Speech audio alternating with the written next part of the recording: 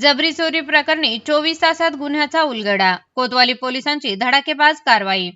अहिल्यानगर शहरातील गायकेमाळा Katwan station road परिसरात जबरी चोरी करून पसार झालेल्या आरोपीचा कोतवाली पोलिसांनी अवघ्या 24 तासात शोध लावत एका आरोपीला अटक केली असून एका विधी संघर्षित बालकावर कायदेशीर कारवाई केली आहे. फिर्यादी विशाल रावसाहेब भोर यांनी दिलेल्या तक्रारीनुसार आरोपींनी संगनमत करून त्यांना संबंधित ठिकाणी नेले. त्यानंतर लाकडी दांडक्याने मारहाण करून जखमी केले व त्यांच्या खिशातील रोख रक्कम तसेच मोबाईलच्या माध्यमातून ऑनलाईन पैसे बळजबरीने काढून घेत फरार झाले.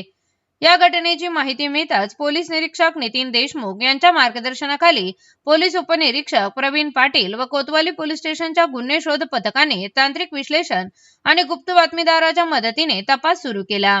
तपासादरम्यान पोलिसांनी 2 संशयितांना ताब्यात घेऊन चौकशी केली असता त्यांनी गुन्ह्याची कबुली दिली. या प्रकरणात हर्षद जालिंदर साळवे याला अटक करण्यात आली, तर तेजस प्रशांत डंबाळे हा विधी संघर्षित बालक असल्याने त्याच्यावर आवश्यक कायदेशीर प्रक्रिया पूर्ण करून पालकांच्या ताब्यात देण्यात आले.